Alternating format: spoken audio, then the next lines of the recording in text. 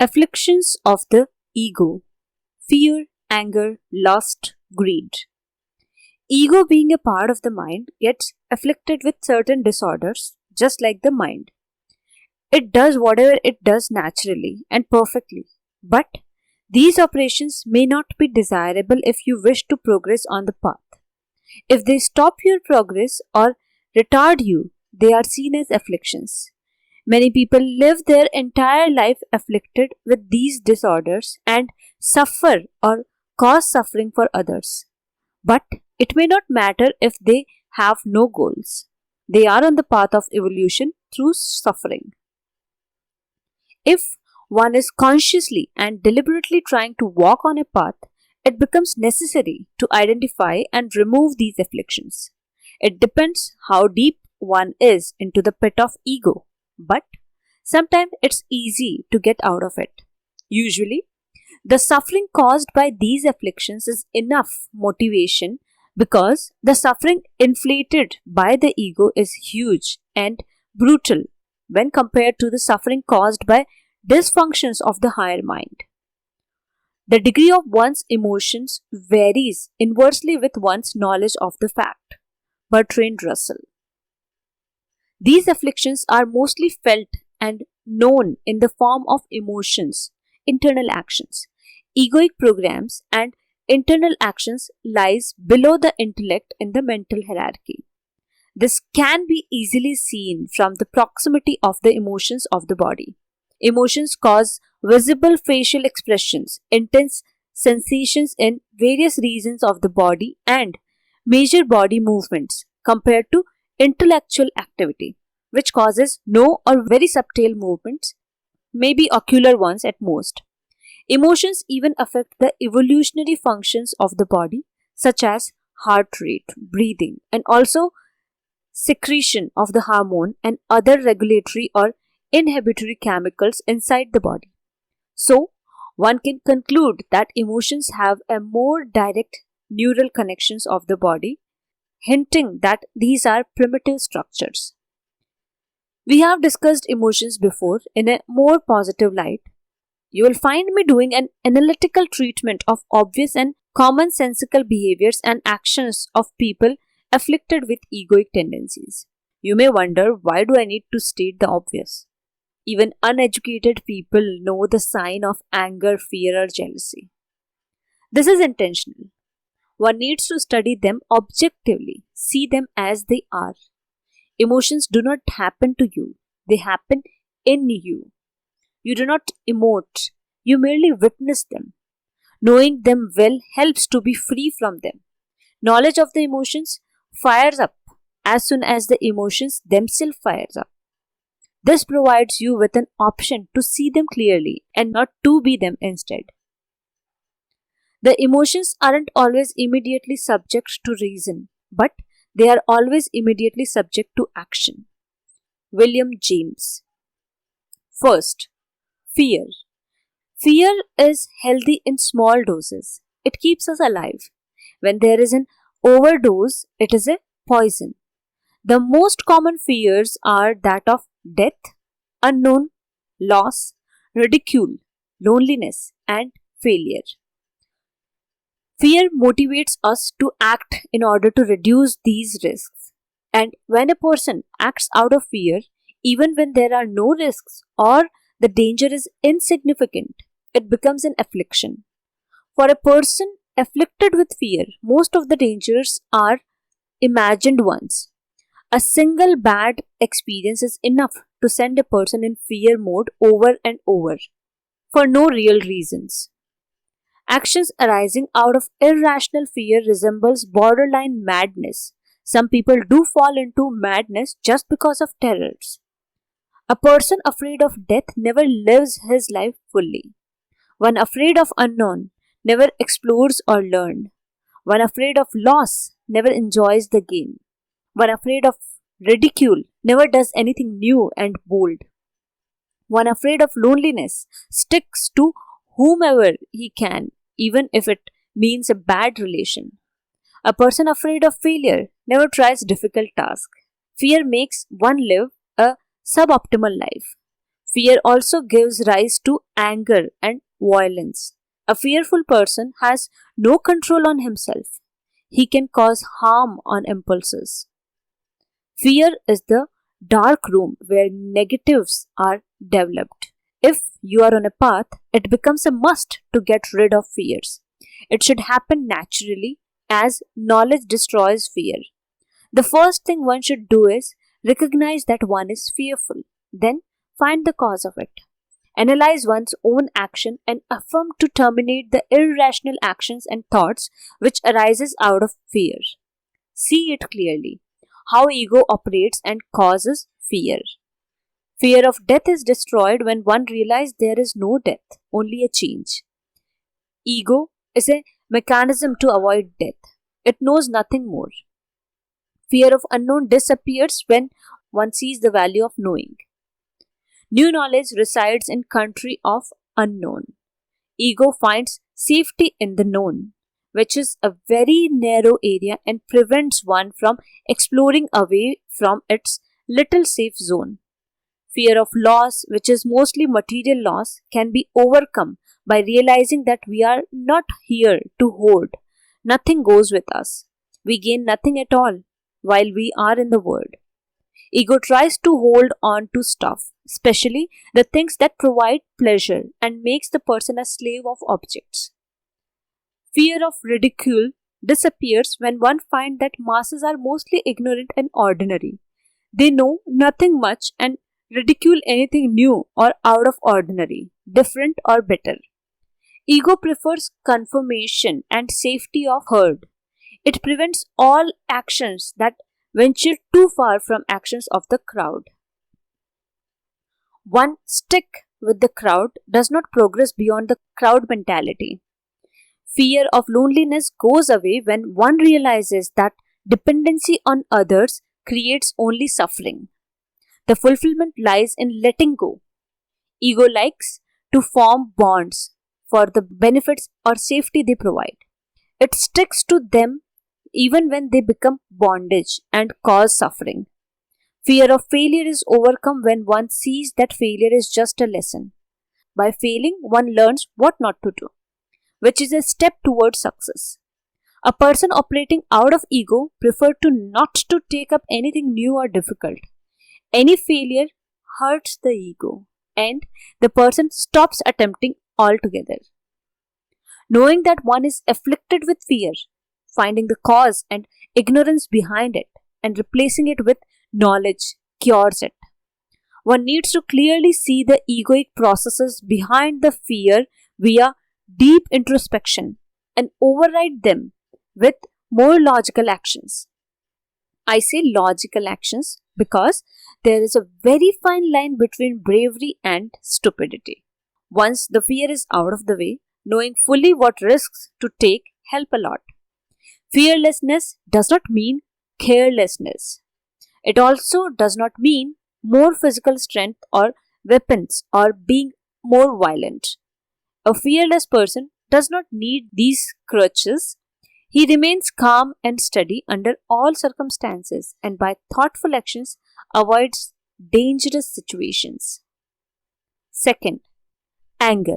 Anger is the complementary of fear. Instead of avoidance and fleeting behavior, it provokes violence and aggression. Anger is caused by fear most of the time. An angry person is afraid of something and his ego. After evaluating the chances, fires up the anger in order to avoid the fear. Anger is justified when the targeted person is stupid, unreasonable, or unfair. Some people understand only the language of anger. They operate from ego themselves mostly and are incapable of engineering in rational acts. Other than such rare occasions, anger always causes harm, violence, and ruined relations. Extreme anger results in fight and murders. Sometimes anger becomes habitual and people are known as short-tempered. If anger produces some result a few times, which it does because people generally avoid an angry person, the ego considers it as a winning strategy and uses it on everything. Of course, this is a borderline madness, and such a person appears angry all the time. People obey him or become yes men before him, not because they respect him, they just want to avoid him. This enforces the angry nature of the person even more. No one is as angry as the person who is wrong. Proverb. Using anger to get what you want or getting angry on hair trigger is a major affliction of the ego. It is intense and some people get addicted to it intensely. Just like a drug, anger provides them a high. They are always seen looking for trouble, searching for someone they can fight with. Even educated people with respectable professions are seen doing it, especially when they are in the position of power. Anger gives rise to irrational actions and causes major suffering. Actions taken under the anger linger for a lifetime. Their consequences are far reaching. The cure for anger is patience. Being patient and light-hearted prevents ego from triggering this primitive program. Remaining conscious of one's ego and understanding the behavior of others helps a lot. Often people like to trigger anger in others just for fun. When you know the games people play, you stop being a puppet. You don't get angry when someone wants you to be. Not taking everything seriously and knowing that not all situations can be favorable for you helps to prevent anger. A seeker knows that the life is a learning experience and the unfavorable situations are the ones that teaches us most. A seeker never loses temper even in extreme conditions. He is well aware of the consequences. Anger is a huge price to pay in terms of them. If you are patient in one moment of anger, you will escape 100 days of sorrow. Chinese proverb. You got angry and did something stupid. How to fix it? The answer is an apology fixes it most of the time. If you caused harm, mend it. Being sorry is not a sign of weakness. That is ego terminology. Only a brave man can say sorry. Weak restores to more anger. Relations ruined by anger are like a broken glass. They cannot be glued together and made anew. A wise person apologizes and moves on. Lesson learned. An angry man is again angry with himself when he returns to reason. Publius Cyrus. Third, lust. A healthy desire for procreation is a necessity, as this is what keeps the human race going. So, when does this desire turns into an affliction of lust? When it becomes the sole occupation of the mind. A person afflicted with lust is entirely taken over by it and his actions are directed towards fulfillment of it by all the possible means. Instead of being a tiny part of the life, lust becomes his whole life. The nature of lust is such that the mere act of fulfilling it enhances it. And so, it becomes difficult, if not impossible, for the person to come out of it. Procreation is an ugly and hideous act. If seen as it is and given birth is repulsive to watch too, if there were no pleasure in it, no one would do it. The mind has done a great job coupling the coupling act with pleasure. This ensures procreation at all cost. Reproduction is a need of the body. It is the pleasure that becomes an affliction, not the act itself. The lust is nothing but an addiction to the pleasure. A mate is just a means to provide this pleasure. Of course, it causes major suffering for those who are addicted to it. When they do not get it, it sends them in depression and their life becomes a vacuum because they have no other interest, no other occupation. When you can't sell even a water bottle without provoking lust in the customer, you know that humanity is in a pit that is really deep. Lust is the preoccupation of humanity. Hedonistic societies encourages lust. But needless to say, it is never enough and the lustful act turns into perversions. The list of partners and marriages grows longer and longer, for relations based on lust do not last. Thanks to P2P, which is pleasure to pain. Lust deforms a man into less than an animal. In cultures that suppress lust, it comes out in form of violence, rape, child abuse, and other odd behaviors like incest and prostitution. In societies where premarital sex is not approved, most of the marriages are a result of lust. It never works as lust fades away or demands more. Decisions of life taken on the basis of lust make one suffer for whole life and make others suffer too. We use a most unfortunate item when we say of a lustful man prowling the streets that he wants a woman. Strictly speaking, a woman is just what he does not want. He wants a pleasure for which a woman happens to be the necessary piece of apparatus. How much he cares about the woman as such may be gauged by his attitude to her 5 minutes after flirtation. One does not keep the cartoon after one has smoked the cigarette. C.S. Lewis. How to cure it? Realize that procreation is a small aspect of life, not the whole of your life. If your goal is procreation, do it and be done with it. If your goal is pleasure, know that it is only a carrot that ego dangles in front of your nose to make you do what it wants. Know that when you have such goals, your ego is your master. Make bigger goals. Even animals can procreate. Humans need somewhat respectable goals. Be aware when the lustful tendencies of the ego take over. If you have the means, satisfy it. Else, just watch it come and go. One need not act on it. Again, awareness is the key. When one acts on lust, it grows stronger. This is just standard entertainment of the brain. Fourth, greed, as known as gluttony. Food is a necessity for the body and body has great mechanism to store the excess when the food is abundant.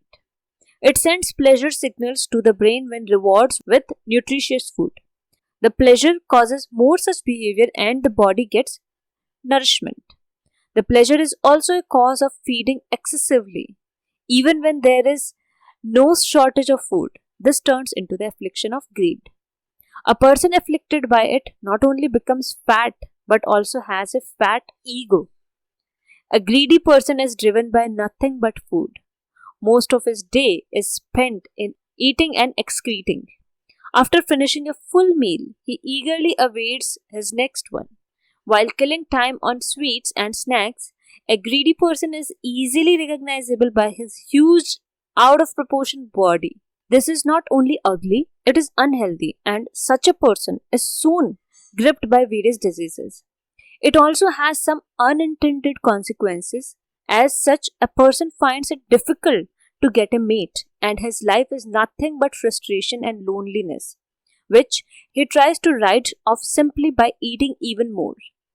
Food addiction is more common in cultures that are affluent, but even poor suffers from it as some bodies have a genetic tendency to store fat and it doesn't take too much food to get obese, especially when there is no ample physical exercise and the lack of food only encourages greed. Poverty wants much but avarice everything. Greed has anyway nothing to do with food. It is an addiction to the pleasure and fulfillment the food provides. It is also an avoidance behavior because food makes one feel safe and secure. An insecure person often resorts to overeating just to compensate. A greedy person is easy to manipulate. All you need is some food. Such a person is also gullible. A fat man is often assumed to be stupid by others. They find him repulsive and this causes social anxiety. There is a pleasure of food and the consequences is endless suffering. Greed spills into hoarding behaviors where one hoards money or objects instead of food. Ego sees them as its own part and engages in the very same activity to have more and more of it. As is obvious, the race to earn money and hoard stuff is a major occupation of humanity. Even after the needs are met, greed continues. It causes harm to others, uneven distribution of resources, and causes harm to the greedy person most. Such a person never finds peace, and the greed for more and more keeps him running after stuff. This behavior is encouraged by others, especially his dependents, because it provides them more. This also results in more security apparently, but a greedy person is always afraid of loss, is full of doubt and distrust, and treats others in belittling fashion. Even the most beautiful scenery is no longer assured of our love after we have lived in it for 3 months, and some distinct cost attracts our avarice. Possessions are generally diminished by possessions. Friedrich Nietzsche. How to be free of it? Answer is, realize that we eat to live, not live to eat. Once the stomach is full, forget about the food. If eating is your goal in life, there is something seriously wrong here. Egoic tendencies rule when you have no path. Realize that one need not accumulate more than one needs for a comfortable life. Nothing goes with us. The shiny stuff provides no respect or status. It only accumulates a crowd of greedy people around you. Wealth does not attract love, only gold diggers. A simple and minimalist life is all one needs to progress swiftly on his path. Some people employ fasting as a method to fight greed for food. Often they impatiently wait whole day for the food and eat voraciously afterwards. Or when not fasting, such extremes cause more harm than good. One only needs a balanced diet twice a day. It is simpler and smarter way. Some people use donation as a method to get rid of hoarding behavior, but often they come back with pockets full of pride and hubris. People bow to those who provide, and this is enough to blow the ego of the donor to gigantic size. Anonymous donations are an alternative, but some still manage to acquire a godfather complex or public servant crown as a result. Ego comes back from the back door. You can't trick it for long. Direct way is the best way. Just stop hoarding and let others have what they deserve. A seeker does not engage in earning and donating it to the poor to fix their poverty. There is not enough time for that. Fix a leaf in a forest and you have achieved nothing. Know that it is of prime importance to fix yourself. Thank you.